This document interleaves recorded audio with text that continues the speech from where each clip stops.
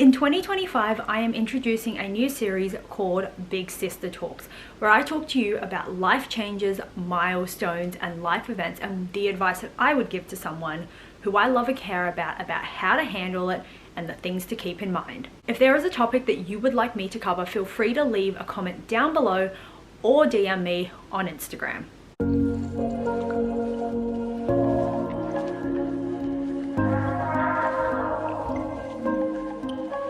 Today on episode 1, we are going to be talking about leaving high school. Now, this happened for me in like 2018, so it has been coming up on 7 years since I left high school, which feels like a lifetime for me. Maybe you have just started your final year, or maybe in September or October of 2024, you finished high school, in which case, congratulations. When I started year 12 in 2018, it was like a year of last first. Now, I think this makes sense when I explain it, but it was kind of like on the first day of the year that we went to school, I think it would have been end of February 2018, everyone was like, oh my God, this is our last first day. And I was like, as the year progressed, we started having all of these like lasts. It was like our last first day of term 4, and it was our last devotional and our last liturgy, and it was our last homeroom and our last class, and everything kind of, as we ticked off another last, it was like we got closer and closer to the end. And then we had our valedictorian dinner, and we had our year 12 formal and our graduation, and it was kind of like one morning we woke up and I didn't have to be on the 7 a.m. train anymore. I didn't have to, go to debate training in the afternoon, and I didn't have pom or dance or anything after school anymore. I didn't have sport in the morning. I just woke up and that routine and that structure just ended. Like, don't get me wrong, I still had to sit my HSC exams, because if you live in Australia, you graduate and then like a month or two later you do your actual exams. But it was the fact that this routine had disappeared, and I can admit that even that is a little bit scary. Change is always hard, and for most people, when they graduate high school, you're dealing with 2 life changes that are happening very close to each other. The first one is obviously the topic of this video, leaving high school. The second one is becoming an adult. Some people may turn 18 prior to graduating, so they might be 18 like midway through year 12, and some people will turn 18 after high school. So I graduated in September, and a month later I turned 18 in October. However, that is a topic for another time. So when I say graduating, I'm assuming that you are finishing year 12, and at that point in your life, you have been in the education system like 13 years, if we're factoring in kindergarten all the way through to year 12. This doesn't include any sort of childcare or like preschool that you may have gone to before kindy. Don't question my math skills, they're shocking. And I'm not going to get into the nitty-gritty details and fine numbers, but for most people that means between 65 to 70% of your life has been spent in a school classroom or in a classroom environment of some sort. It's even scarier because like the high school that I went to did have a pre-kindy to 12 by the time I graduated. So some people that I graduated with had quite literally been in the exact same school their entire life. And leaving high school means leaving behind a lot of structure, a lot of routine, and a lot of familiar faces, and kind of getting almost just like thrown into the big scary world that for a lot of us, we have been very, very, very sheltered from. So what are some of the biggest changes after you leave high school? The biggest one for me was like not seeing people every single day. You have to keep in mind that the friends that you make in high school, or the friends that you have during your time in high school, you are friends with them because you literally have like school starts at 8:30 and you all have to be there, and then you have homeroom together, or you have luminary, you might have recess, some more classes, lunch, you might even go and get a drink from a cafe or something like after school.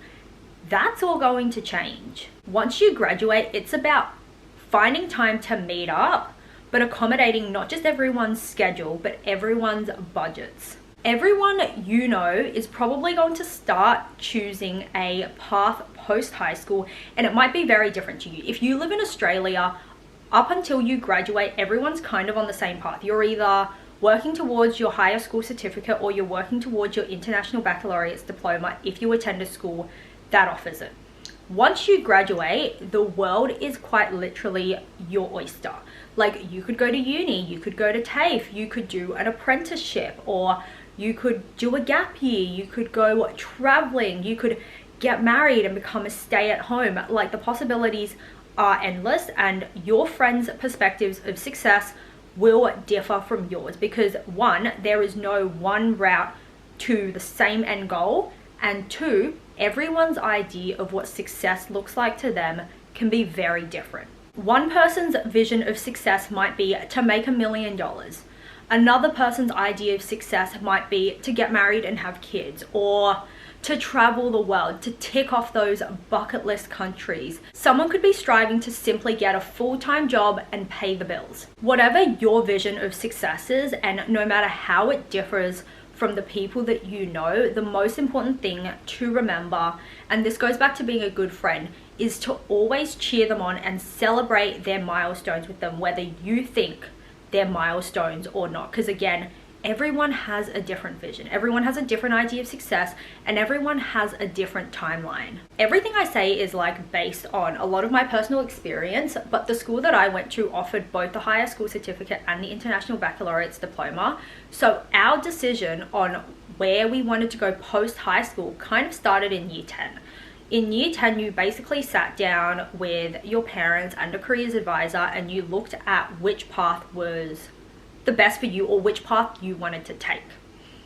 You have to decide in year 10 because the International Baccalaureate's Diploma is like a 2-year program, whereas the HSC, the Higher School Certificate, has your like preliminary year and then your year 12 year, where like what you do in year 11 still counts, but not in the same way as the International Baccalaureate's Diploma, where literally everything you do from the day you start it contributes to your end ATAR or the conversion. Before I say what else I'm about to say, you have to remember that in year 10, most people are 15 or 16 years of age. So some of them can't even legally operate a motor vehicle. Once you've decided whether you're going to do the IB or the HSC, you have to start looking at, okay, am I applying to universities in my home country or am I applying overseas? If you're applying overseas, which country, which university? If you're staying in your home country, are you applying interstate or are you staying in your home state? And if you stay in your home state, especially in New South Wales and Greater Sydney, there are so many universities to choose from. Which one do you choose? Which faculty do you choose? Which degree? What major? What minor? There's so many decisions that you need to start thinking about. Now, you don't have to make this decision at 15, 16, but it is something that a lot of people with the help of a careers advisor will start thinking about. You'll talk about what you're passionate about, what your end goals are, what your vision of success is, and things that interest you. How far do you want to go in your education? Are you happy with a certificate? Do you want a diploma? Do you want a bachelor's? Do you want a master's? Do you want a doctorate? There's so many things to consider, but the most important thing to remember is just because you made that decision doesn't mean you have to stick to it. You can change your mind. You're allowed to decide once you start it that, hey, it's not really for me. It's not what I thought it was going to be. I want to be more challenged, or maybe I'm happy to simplify my goals a little bit. Let's move on to those friendships that we had in high school. Now, some friendships end for quite literally no reason. Now, yes, there probably is some sort of reasoning behind it, but some friendships end for almost no reason. And sometimes I think it's these friendships, these relationships that we have with people that are harder to accept. As people, we are generally more accepting towards the end of something if we can pinpoint a reason. It's easier to say that the friendship ended because of X, Y, and Z.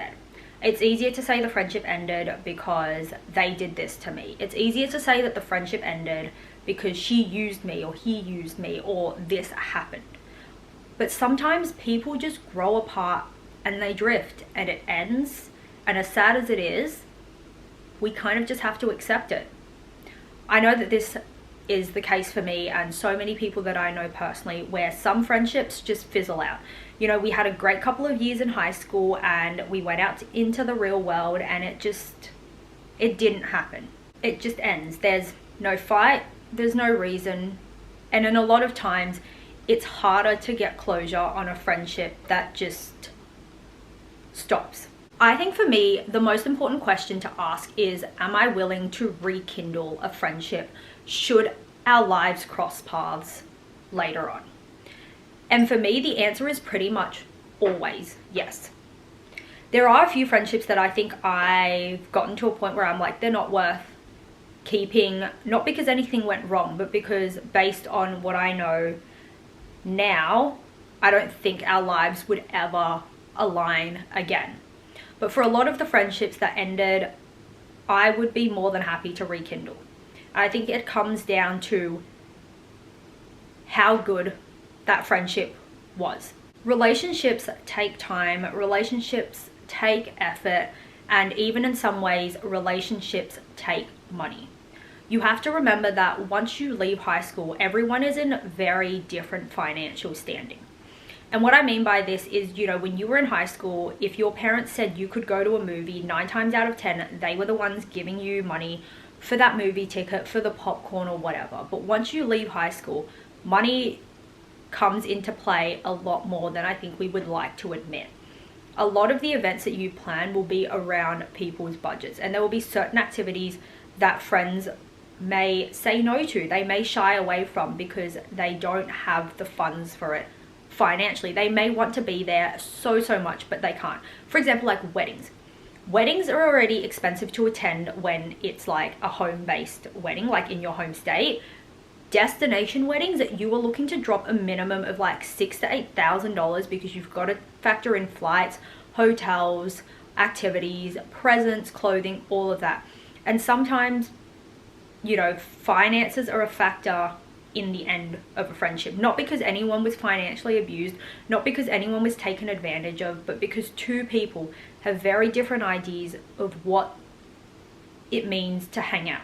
I know that I've got some friends who absolutely love to go fine dining, we love going out, we love getting really nice food, treating ourselves, and I've got other friends who would prefer, you know, happy hour type of hangouts, and I think that's okay. It just depends whether you're willing to make those sacrifices for your friends.